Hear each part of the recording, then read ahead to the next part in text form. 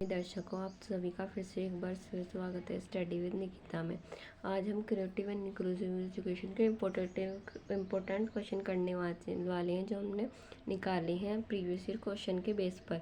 जिसने अभी तक कुछ भी नहीं पढ़ा है वो इन टॉपिकों को पढ़ ले तो 90% उसका पेपर हो जाएगा कंप्लीट। और फर्स्ट सेकंड थर्ड यूनिट में से ज़्यादा आता है तो उन्हें पढ़ ले तो 70% 80% तो उसका हो ही जाएगा।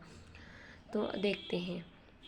इम्पोर्टेंट टॉपिक फ्रॉम यूनिट 1 है इंक्लूसिव एजुकेशन के बारे में मतलब थोड़ा पता होना चाहिए, उसे बना के लिख सकते हैं। करेक्टरिस्टिक क्या है इंक्लूसिव एजुकेशन, इंटीग्रेटेड के बारे में, स्पेशल के बारे में।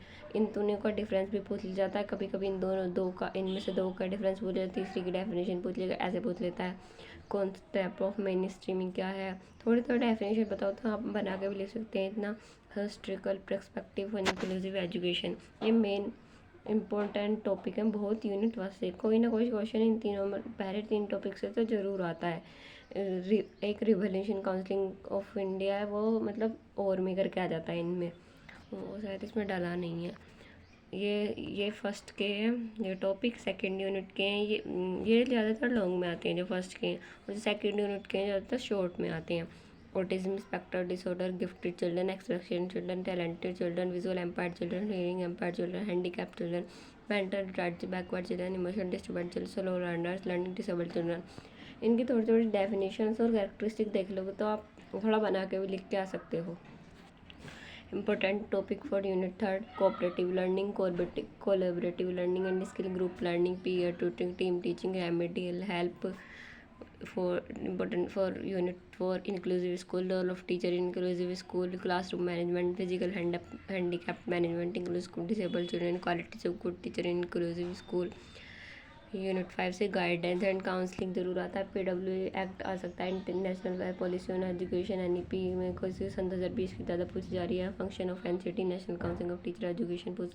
Role of NCERT in teacher training programme for inclusive teachers.